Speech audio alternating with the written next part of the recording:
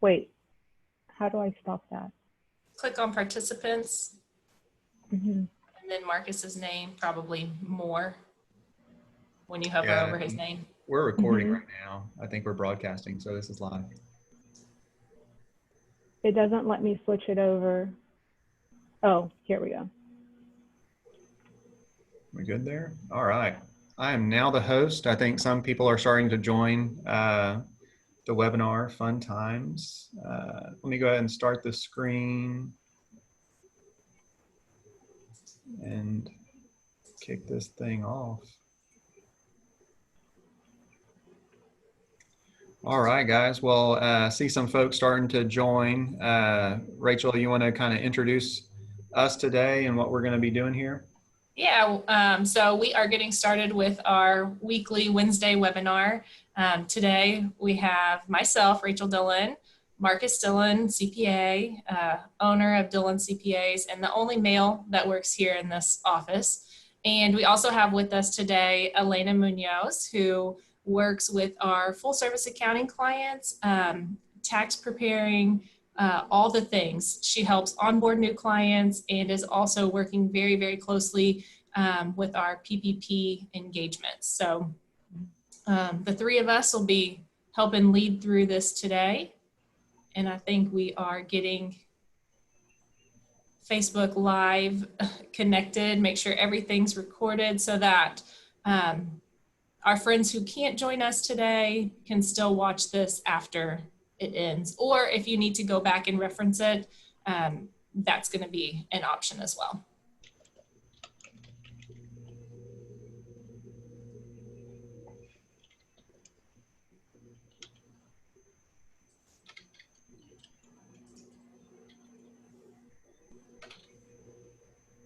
All right, I think we're close. We're there. Thank you all for that.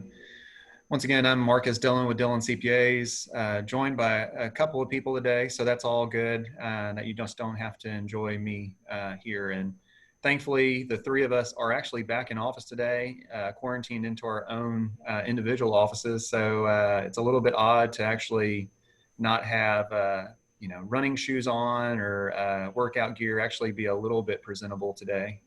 So thanks for joining in. We're gonna jump right in. We know that a lot of y'all have had questions and have reached out to me, Elena, Melissa, whoever is your kind of main point person on our team, with just questions you've had around the different SBA programs, and also questions that have filtered to us through our referral partners. And so happy to be that resource for you guys, and really talk into the questions that y'all have got. So first off, we're going to kick it off with a little bit of a poll here.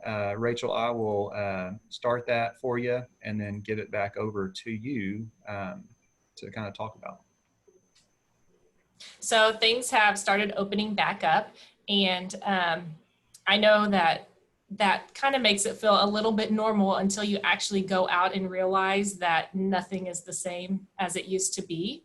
And so we have a poll that is coming shortly. There it is. Have you dined in a restaurant in May? So not picked up takeout or had food delivered, but have you actually been to a restaurant? So yes, no, not yet, or no, I'm not ready for that. For Mother's Day, Marcus and I actually did dine in a restaurant. We sat on the patio of Lupe Tortilla. I feel like in these weekly webinars, we talk about Mexican food every single time. So we actually did go and sit on the patio and ate about 7 baskets of chips, I think, while we were there. And then had some good Mexican food. And while it was very different, felt fine doing so and enjoyed the experience. So that's good. All right, I'm gonna end that polling. So if Rachel, if you'll share those results, can you see the results yet, or do I need to hit share?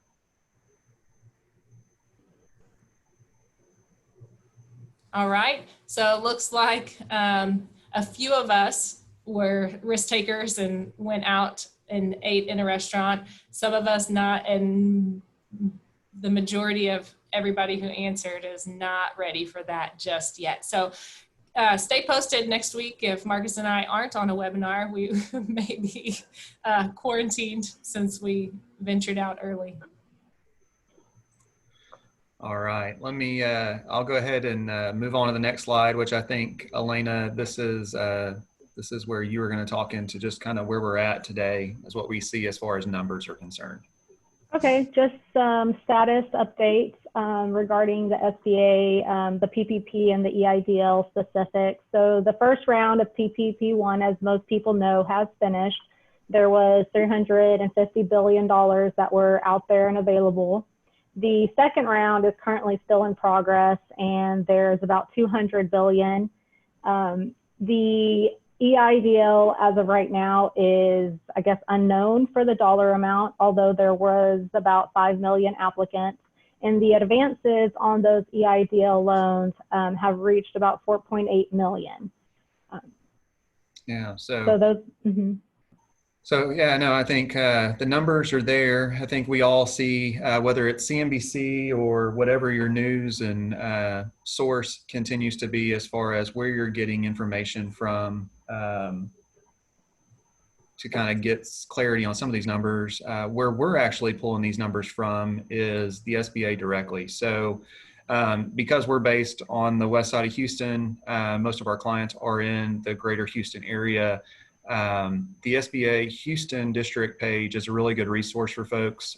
So here's the address to that web page. They'll have some local Texas district office or Houston district office resources available. Down there, we've kind of circled that in the bottom left-hand corner. You really can't see it, but if you go to that web page, you'll see some resources. The SBA Houston has been doing daily webinar updates just to try to share what information they have and answer questions along the way. Those webinars are live every day at 9 a.m. and 1 p.m. And then there's additional webinars or education being pushed out there as well. So I sat through a few of those webinars.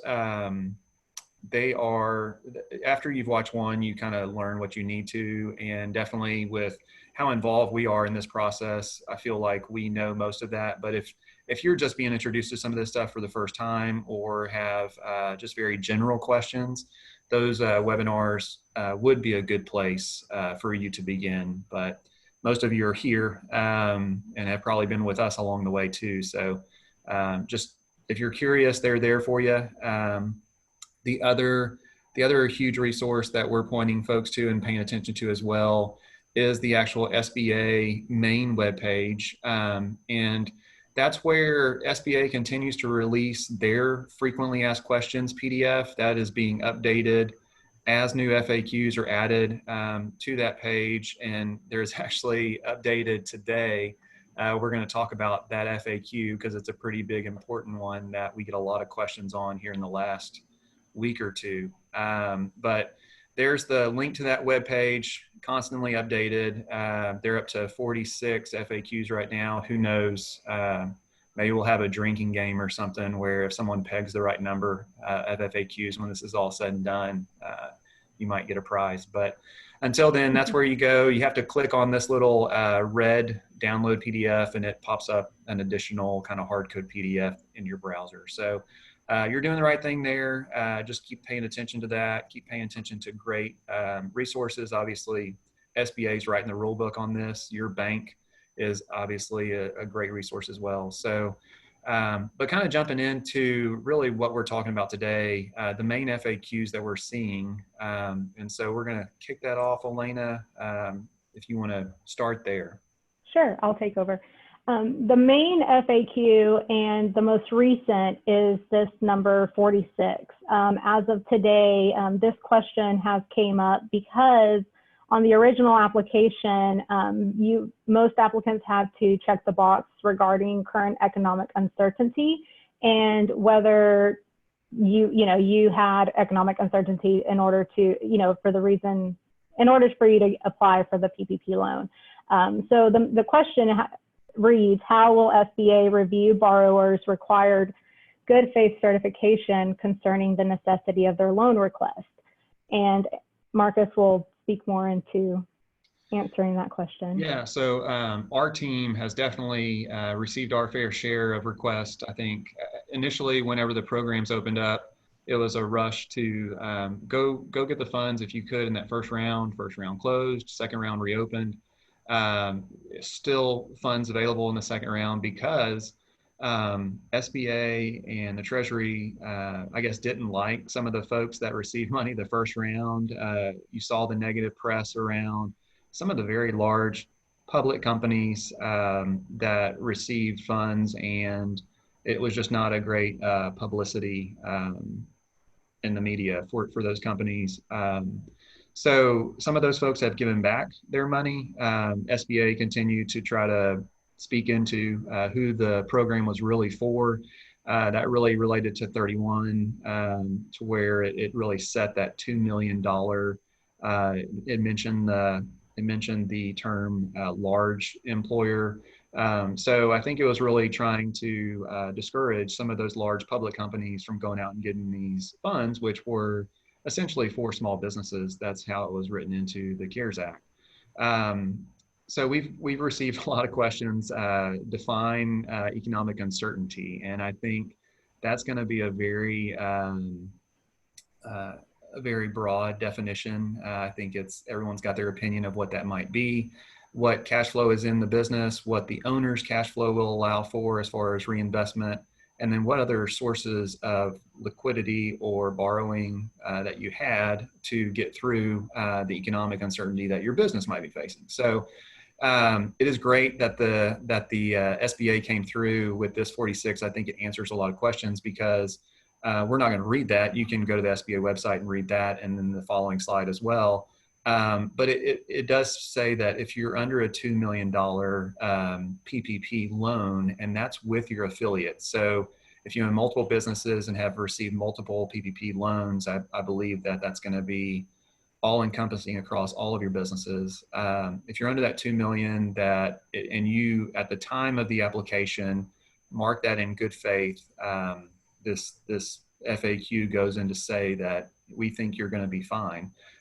For folks that do have a $2 million PPP loan or higher, I think you're going to have to do a little more documentation of what available resources you had to you as far as lending, why you felt the need that you were in an uncertain economic situation.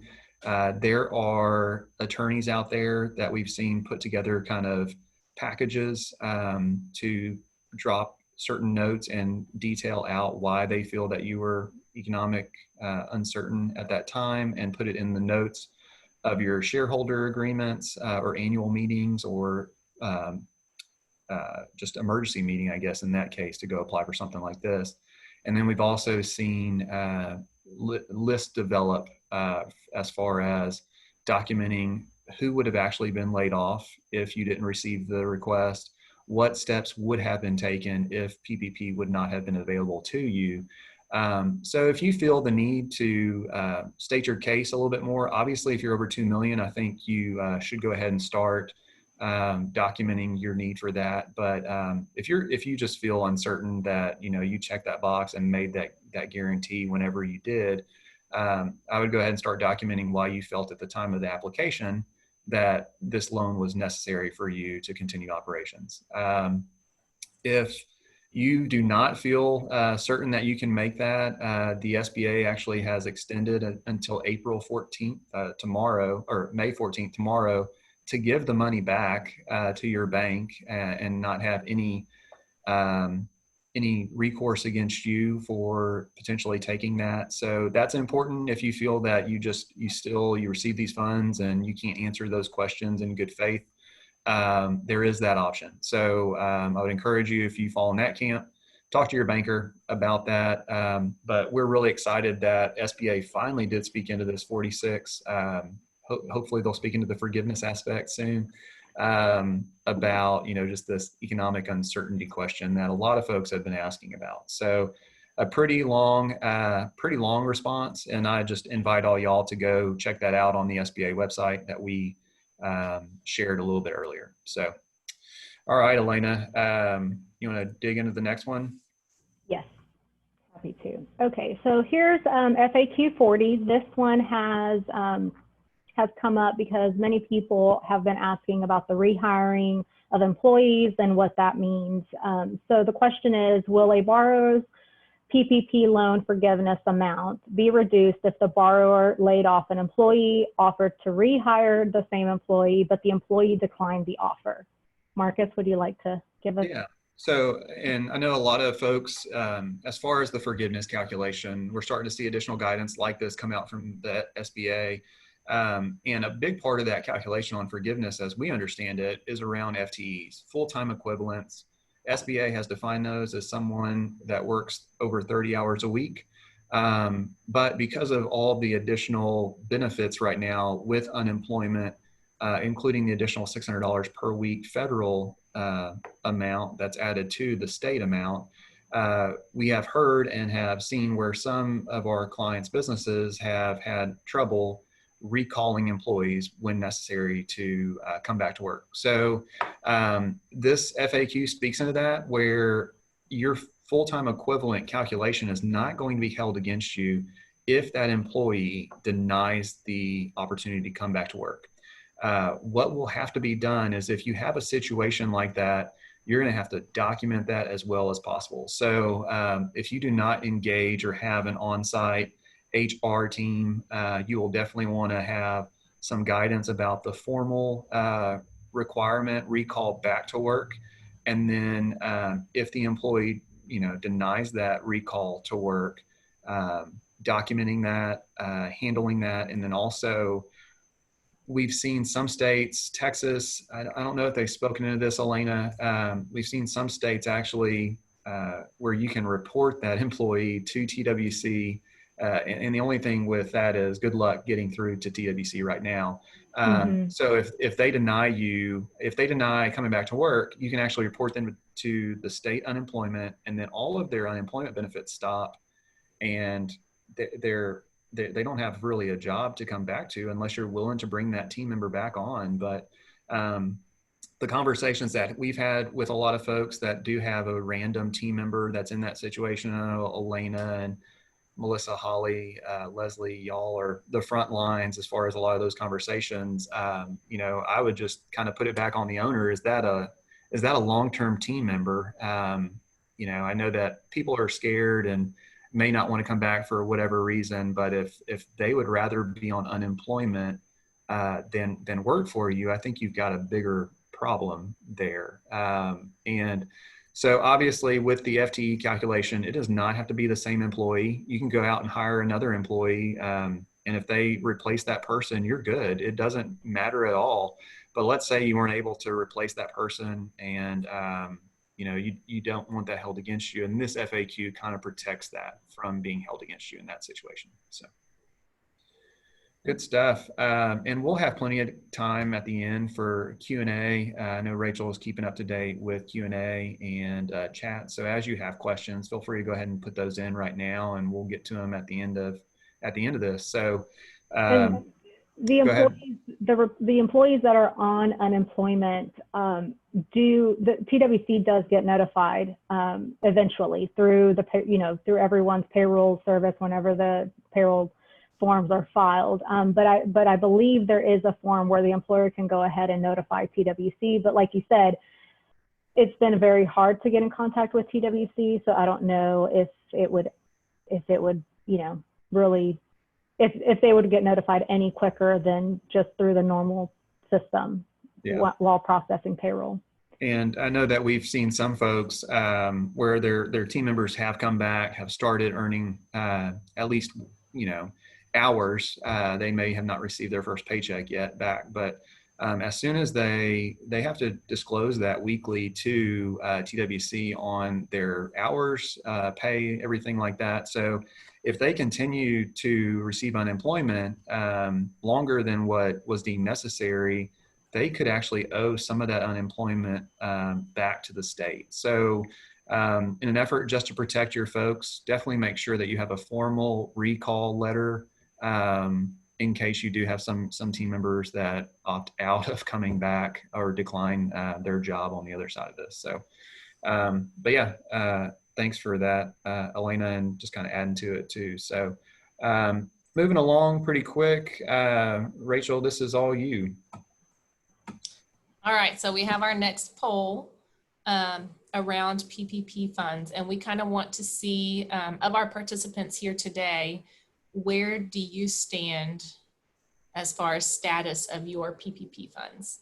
So have you started using your PPP funds? Yes, no, but I do have my PPP funds, or I still have not received PPP funds, or maybe you are a related service provider and didn't apply for PPP funds, but you are helping people who did, and you're here for that reason. So you could mark not applicable if it's not something that you actually applied for, but are helping someone who did. All right, Rachel, I'm going to go ahead and end polling since it seems like most people have already voted, and then share these results with you. All right, so 47% of us have started using them. 53% have them, have the funds, but they haven't started using them. And then that was it. So almost half and half. Yes, started using, and at least that's good news. It sounds like everyone who has applied has received funding, and now it's just putting those to good use and for the appropriate means and looking at how to track for forgiveness. All right, I'm going to go ahead and stop share there, and then go ahead and move right along. So kind of shifting gears, most of our day seems like it's filled with PPP questions, but wanted to give a quick update on EIDL. So Elena, if you'll kind of share that piece. Thank you, Marcus. So just some more EIDL updates. This is as of last week. The EIDL program in total has advanced $3 million in disbursements, almost $10 billion in total dollars. And then we have the breakdown by each state, but I'm sure most people are interested in Texas, and Texas has dispersed well over $830 million. Yeah. And I think, let me go back to that first slide. Let me see if we're winning. No, California comes in one, and then Florida's even Texas ahead. Too. So looks like California, Florida, Texas, and then New York State coming in pretty close too. So, but yeah, that's good numbers, I guess, top three for sure. So a lot of businesses feeling the impact, and definitely now with oil and gas stuff too, understandable there. Let's talk about coupling on to Elena's update there. The EIDL program has changed in the last week or so, maybe 2 weeks now. They reopened EIDL for the grant, or really EIDL is meant to be a loan program, not a grant program with the 10,000. So it is a loan by all purposes, but they've modified it now even further in the last week to where any new EIDL applications where you put forth that application, kind of raise your hand, you wanted what was first a $10,000 grant, then it turned into $1,000 per employee up to 10,000. Now, if you were to go apply for that, you can't even get that unless you're an agriculture business. So that's where the program stands right now. They're even limiting those loans to $150,000 cap compared to the $2 million that we were at the beginning of this in March. Just a lot of changes along the way as far as EIDL is concerned. Some folks have received the 1,000 per employee additional grant. We are seeking additional guidance on that. We will see what that looks like over the next few weeks, I assume, with SBA continuing to release guidance. But then also, we also see some folks that were in that first kind of round or batch of EIDL who are finally getting contacted by SBA about the broader loan program. So their application was pre-agriculture only, pre that 150. So there may be an opportunity there to take advantage of one of those initial EIDL program loans where it was, I think, 3.75 for 30 years, 3.75% rate. 30-year term. So just if you're still waiting for your guidance or for your application from SBA on that, it still may be there. We've seen some folks get some additional information over the last few weeks. So that's EIDL, what we've seen there. Moving right along to another big point that we're speaking into and making sure folks are educated about are just the tax deductibility of any forgiven loan, any deductions that were used with forgiven PPP funds. So IRS drop notice 2020-32, maybe 2 weeks ago, we did a video about it. It really, in summary, you can read it there. No tax deduction for any PPP loan forgiven deductions. So obviously that's going to be payroll, rent, utilities. If you received a PPP loan and use that money the way that they told you you should have, and you got it fully forgiven, you can't claim those deductions on your return as tax deductible items. So the CARES Act came out and said, the income, the loan itself, any forgiveness there is an income to you, but they really didn't speak into the deduction side. So IRS came out and clarified weeks after the fact that that's how they interpret it. This is what they've historically always done. But it's not in line with what Congress or the government wanted to do as far as the CARES Act was concerned. And you see, I think it's Senator Greasley or something, I might be butchering that name. Currently, there's a bill or a potential bill where it would actually forgive, kind of wipe away this 2020-32 to where you could forgive, it could be tax deductible. So had a lot of conversations around that. So what does it look like? Under the current with 2020-32 in place, this is what your tax return would look like and the tax effects of receiving PPP and it getting forgiven. So right there in this example, your $100,000 PPP loan, use it all the way it should be used. It is forgiven at the end of the day, but to that extent, you cannot then not double dip and claim deductions that you did not pay for, is how the IRS interprets it. The good folks at SBA or your bank through the SBA covered those deductions, and they're not going to allow you to deduct those for a tax purpose. So in this situation, you'll see one guy that received no PPP, received net income of $100,000, incurred those costs themselves, 37% tax bracket, which is the highest federal tax bracket. So this would be the worst case scenario. Tax impact of his PPP, obviously zero. That same exact example, he received $100,000. It was all forgiven. So he cannot use that $100,000. At the end of the day, he still received $100,000. But his net income for tax purposes would be $200,000 because those deductions are no longer there. So his tax, in very general terms, using a flat 37% rate, would be $74,000. So the tax impact of receiving full forgiveness on the PPP and not being able to deduct those expenses for tax purposes is $37,000.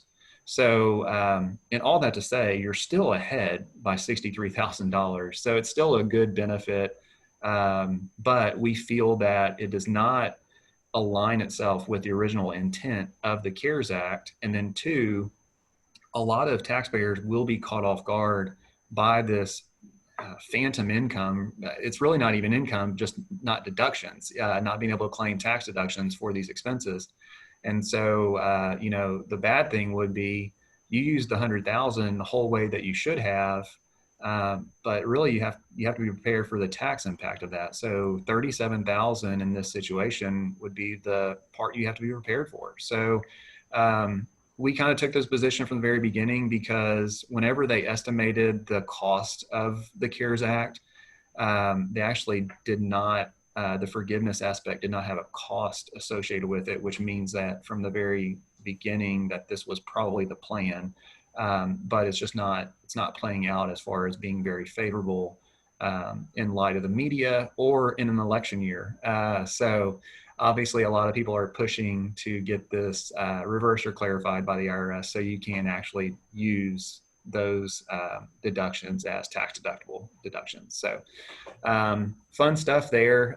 It's always, we try to help you see where the potential pitfalls could be. And this is one of the few pitfalls with PPP. So, all right, Rachel, gonna go ahead and launch that last poll.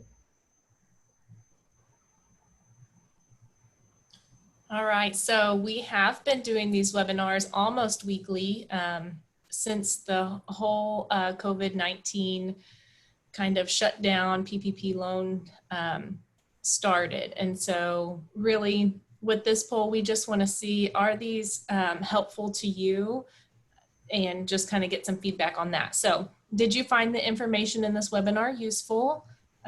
Choices are yes, thank you, no, but thank you for hosting, or yes, but I'm still not confident in how to use my PPP funds or to gain forgiveness.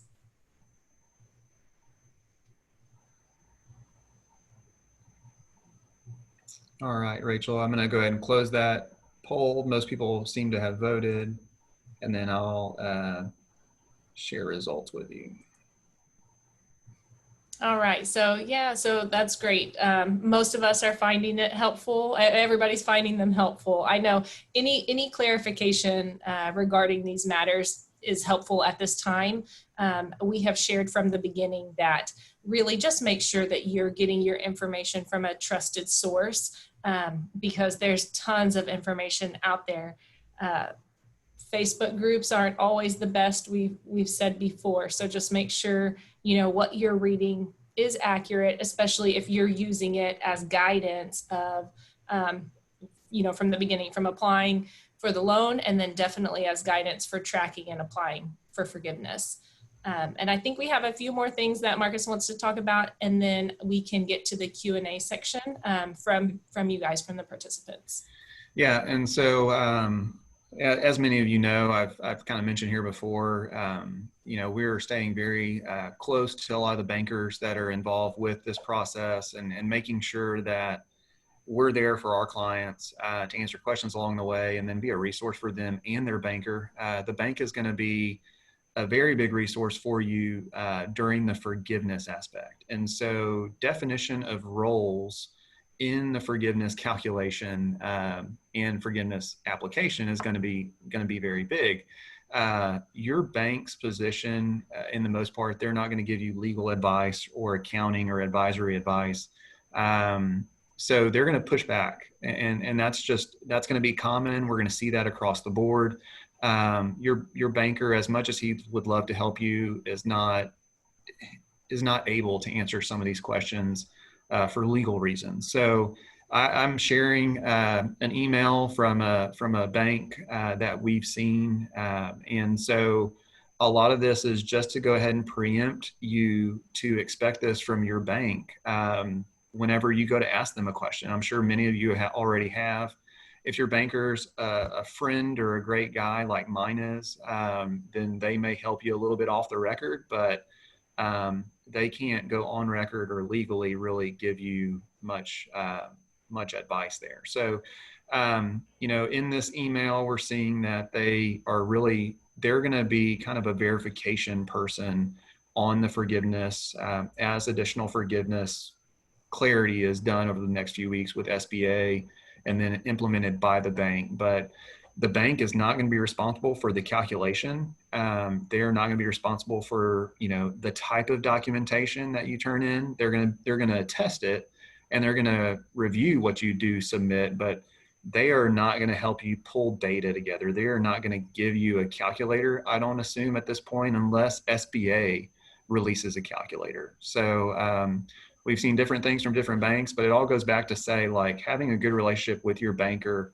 was critical on the application phase, and it's critical on the forgiveness phase. So, so that's what the banks are doing. I'm going to let Rachel kind of talk about what our response has been as far as in our office and with our team, just as we're helping out clients and helping out, you know, any resources that come to us. So. Yeah, so as far as our response, obviously we have been doing the webinars and disseminating as much information as up to date as possible and getting that out to as many people as possible. We're happy to share. If we have the knowledge or the resources, we're happy to share those. So along with checklists, calculators, kind of best practices as far as tracking, that's kind of where our office has been. Additionally, we had some PPP engagements for our non-full service accounting clients that some of our clients were able to take us up on. So in that, we're helping them with the documents they needed for application, with tracking, and then again at the end with the forgiveness. As far as anyone who kind of went in on their own, you're more than welcome to contact us for resources that we can share. And then also we are looking at consulting engagements if you do in fact need help when it comes to time for forgiveness. Of course, those, from our office will be limited in number, and we can look at those case by case, but that would just be to reach out to us. So a couple different places that you can look: our YouTube channel, where all of these recorded live webinars are hosted. We send them out after the fact as well. And then our main webpage has a giant red banner that you can click on for the latest updates. And really any resources that we have are likely posted there. But again, we're happy to share the information and resources that we have. Our website is probably the best place to go. If you miss a webinar, going to our YouTube page is a great place to go as well. It's just Dillon CPAs is our YouTube channel, and you can look at any videos that have been uploaded in the past if you've missed one. And then again, if you want to reach out to me directly, you can reach out to me if you want to talk about a consulting engagement as far as coming on the back end, as far as looking at loan forgiveness if you're needing some help with that. Marcus has some other trusted information resources. I know we shared these last week, I believe, maybe even the week before that, but just some other resources here. We can't say it enough that regarding this, because the loan is coming directly from the bank, your banker likely is your best resource or first place to start, and then they may be able to point you in the direction of who to talk to next. All right. Well, thanks for that, Rachel. And definitely, I think our team is here, kind of echoing what Rachel said, to assist as much as possible. We have seen an uptick in requests over the last few weeks, and trying to respond appropriately and just kind of fulfill our commitment to all our existing clients as well. So Rachel's the best point of contact. If they came to me, I'd say yes to everybody and then get in trouble. So that's why she's the decision maker there. No one would ever get an answer. Yeah. None of your work would ever get done. Marcus would never sleep. So. Yeah, and Elena, she's also critical in this too. So to keep all of our team very, very well rounded, we can't overcommit. So I know that all of y'all understand that, and so I'm going to go ahead and stop. Share. I think we're through the slides, so we get to go ahead and go Q&A. Yeah. I can read out some Q&As from our participants, and then Marcus and Elena can share their expertise on those subject matters. So our first Q&A, my banker has said that rent and employer payroll taxes are not included in the PPP loan. He deducted all of this from our application. Is this true? So I think it's kind of two questions wrapped up in that one. So I think definitely address the rent portion and then the employer payroll taxes portion, maybe separately, and some clarification on that. Okay. Elena, you want to go? Sure, I'll take this one. Okay, so that is not yes and no is my answer, because it is true that payroll taxes, the employer's payroll taxes don't count towards the payroll cost.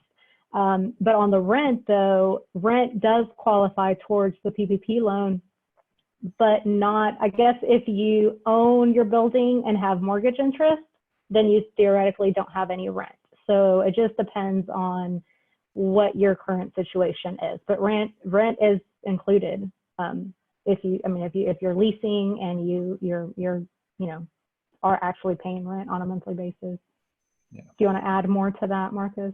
Yeah, no, I think I definitely agree with your assessment. A few things on the rent piece. You have to have a signed lease agreement in place, even if you have a separate entity that owns the building.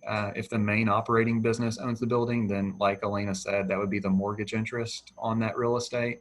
But definitely having a signed lease agreement in place that states the full amount of the rent or the full amount of the rent plus any triple net. The bank or SBA would be looking at historical payments to make sure that that's in line with what has been paid in the past. In watching one of those SBA webinars, because Rachel and I do share close quarters, she was laughing yesterday at one of them.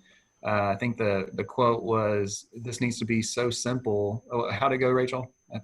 So he was saying for forgiveness and for the documentation and explanations required with your forgiveness application, it needs to be simple enough for someone with an 8th grade education or critical thinking ability to be able to understand easily. So really every single thing needs to match up exactly. So the lease agreement needs to have a name, an amount, the check needs to be written, you know, to and from the correct things that match the lease agreement, the amount, and then the date needs to fall within the appropriate time period.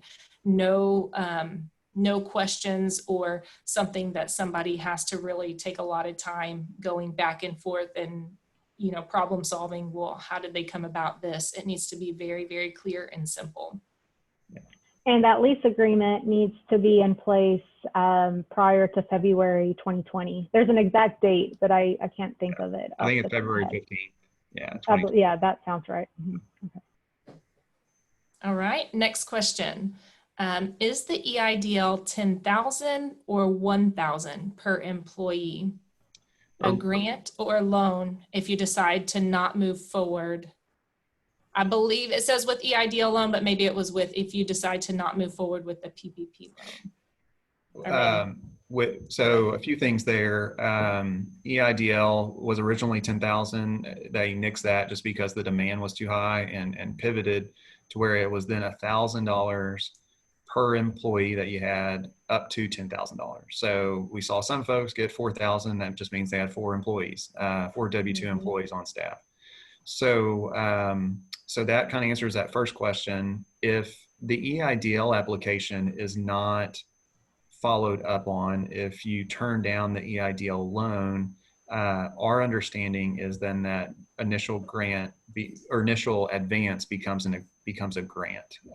So I still think there's going to be some paperwork, some documentation to do to before full kind of forgiveness, I guess, if you would say, on that initial advance would be then turned into a grant.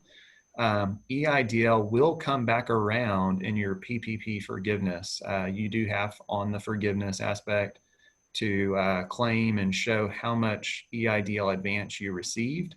And then also you have to certify or I don't know what the word would be, but you just have to claim that you did not use the EIDL funds for the same use of PPP. So I think, Elena, we saw folks using EIDL once they got it to pay a credit card or do certain things, just not pay payroll, not pay rent, not pay utilities. So right, clients asked, what should I spend this on? And we told them, no, don't spend it on payroll, rent, and utilities. Anything else, go ahead. You're good to go. Yeah. All right, and then this is maybe. We have a few more questions. Okay, so this one is around FTE count. So they have some people working as independent contractors. Can they change their status to a W-2 employee? Would they count as a new hire? So any clarification that you have around that? So changing someone's status from like a contractor, I think, to a salaried employee to help with the FTE count. So the short answer, oh, sorry. You can go ahead. No, you got it. You can go in after me. So the short answer is yes, you can convert them to an employee, but keep in mind, what does that look like long term? Because when you do have an employee, you know, it costs more to have an employee than an independent contractor because you're having to cover the employer's portion of payroll taxes. So I would do it only if you intend to have that person keep them on as an employee, not just for the sake of the PPP funds or the forgiveness piece. Yeah. I think you go back to, that was a great answer, Elena. I think you go back to the original intent of the PPP loan. And so the contractors were not included on the original calculation of the funds that you received. It was only W-2 employees and only payroll. So maybe things have changed. Maybe some of your W-2 employees have gone away or they're not going to be rehired. So it's really a bigger question. Kind of like Elena said, you have to take into account the long-term impacts of that with additional benefits, covering, the payroll taxes on that person. Just to do it as a new hire, just for your FTE count may not be the right thing long-term. And I would refer back to your HR policies, your employee handbook, because it could come back to bite you. And that's been a recommendation throughout this whole process over the last few months is don't make a short-term decision that has a very long-term impact. So it would stink to bring those folks on as W-2 and then lay them off and they go play. It's just, I think there's a whole host of things to really think through there as opposed to just the FTE calculation. All right, next question. And this is regarding $100,000 cap for salaries. So we have a couple of employees with gross payroll close to 100,000 with employee match of FICA and 401k plus PEO fees. Their annual payroll is over 100,000. How does this impact our use of PPP funds for these employees? Yeah, so your FICA, that's not going to factor in at all because FICA is going to be a not defined payroll cost for this definition. So it's really just your gross wages up to that annualized salary of 100,000, 15,185 over the 8 weeks. I feel like I've said that 100 times. So that number is going to be burned in my mind forever. So $48.07 per hour times 40 hours per week times 8 weeks, 320 hours, that's 15,185. You can check my math. I think there's some rounding in there, but but that amount is the max that we're recommending that any one person get paid. So if you need to temporarily move certain officers or high income earners down to that amount over the 8-week period, definitely recommend doing that. So your calculation for forgiveness is a lot cleaner. There's no impairment as far as the forgiveness is concerned. But yeah, I think PEOs work a little bit different anyway than a regular payroll that's being done where you do your own 941s or 940s. So I know that in the FAQ document for that we covered some of those questions today. It was really early on question about PEOs. So whenever you applied for forgiveness, your bank had to handle the PEO situation a little bit different. And then when you applied for funds, your bank had to handle PEO a little bit different. And then when you apply for forgiveness, same thing, your bank's going to have to speak into that a little bit different as well, because it's not going to be, hey, give us your 941s, give us your 940, all that fun stuff. So hopefully I answered that question, Rachel. That it's just going to be a little bit different, and definitely keep in communication with your bank on what that looks like. It's 15,382. It's $15,382.40. Oh, 15,385. Okay, sorry. 382. Yeah. So 382. Anyways, doesn't matter. So if you did have that scenario, what would you do? Is there anything that just an idea to think about if that person does lower the salary during the 8 weeks? What could they do so that their employee doesn't feel like they got the shaft? Well, definitely communication and documentation. So if you're reducing someone's pay, have it documented and sign off on both parties, like physical document, physical sign, saved in the file.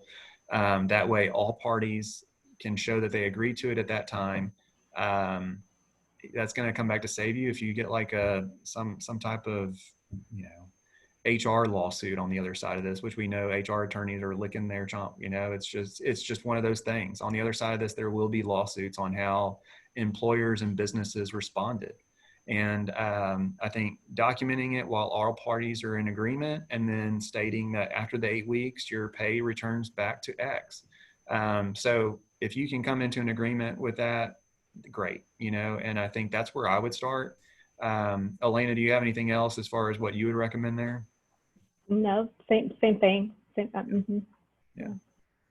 All right, next question. ADP does not yet have a report to calculate PPP payroll expense based on incurred date rather than monthly pay dates. Yeah, so this is fun. This is another main conversation. Elena, you want to take that? What kind of our stance is? Well, we've been using, well, I personally have been using that report to be able to provide what the payroll cost, what the qualified payroll cost is. Because what I imagine myself doing the next time we have payroll within the month of May for some of our clients is I'll probably have to export that report to Excel and reduce the amount from like the first half of May. So there might be a little bit of manipulation that needs to get done to have the qualified payroll cost per pay period until ADP comes out with something. And I know, for example, we use ADP. It says on there that report is not intended for the PPP loan forgiveness, but right now that's all we have, and that's what we've been using. And as soon as the ADP comes out with the proper report, we can, you know, reprint the correct report for each pay period. Yeah, and kind of coupling on to your suggestion or how we're doing it, I logged in today to ADP to approve payroll for a client, and I got a pop-up that says ADP's forgiveness toolkit is coming. So, you know, it's coming. So just give ADP a little bit more time on that. So, and then the other part of this question, should they wait until ADP gets their reports? And would that be your recommendation at the moment? Since yeah, I would. So just kind of we're recommending folks keep that money at arm's length as long as possible. Treat it like a line of credit until you get one full payroll where it all is in that 8-week period, then transfer money. That gives you a little more time for SBA or the bank to come out with guidance. If we get to the end of that 8 weeks and we still have money in the PPP account, and you know, it's like, oh man, we couldn't cover some of the payroll in that first payroll or the last payroll, then that's when we're going to have to, if we haven't heard otherwise from SBA or the bank, we're gonna have to go and calculate it per day, or, you know, there's gonna be some calculations involved. We're hoping for the sake of our sanity and our clients that it doesn't come to that. We hope that the SBA or the banks are gonna be flexible to where it's, hey, if you're a biweekly payroll cycle, it's gonna be four paychecks, right? Yeah, four payroll runs, that'll be included. If you're monthly, that's 2, semi-monthly, potentially 8.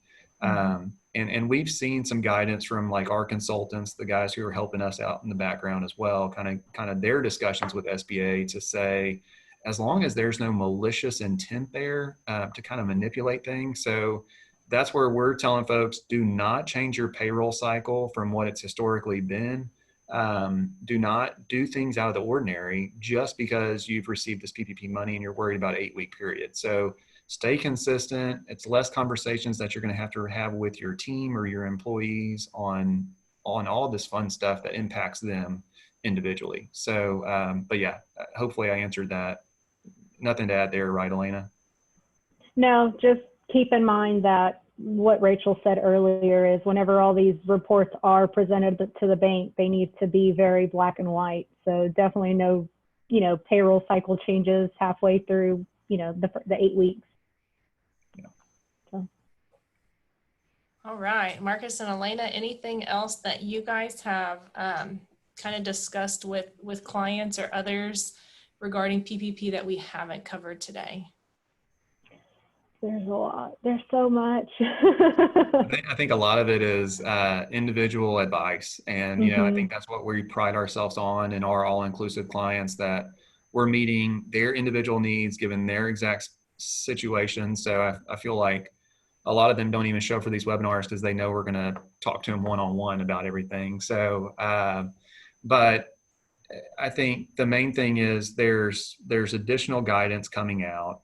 Just be patient about it. Don't do something that you're going to regret long term.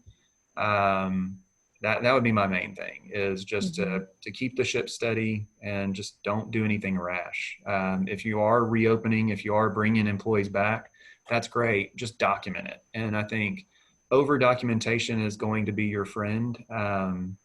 Just going back to the 8th grader analogy, you know, we've got a 7th grader and a 9th grader, and sometimes we kind of scratch our head with what's getting through there. So if one of our kids can pick up something and understand it, you know, it's just, I don't know. I think that's kind of where I'm at. So.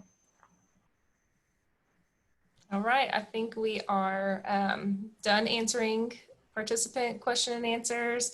Again, I mean, our team is here and available for our clients as much as we can be. We have resources and checklists if you haven't reached out for a copy of something that you need, and we can provide it. We're happy to do that. So again, I guess that's all for today. Yeah. So if something changes, I guess we'll be back next week. We'll see. We're not going to Mexico or anywhere fun anytime yet. So I think we've got a little bit more time. I think no Cabo, no big trips. So, but thanks for joining today. It's been our pleasure to kind of share this information with you. And if you have any follow-up requests, happy to speak into those. But until next time, stay safe, stay well. We'll get through this together. Take care.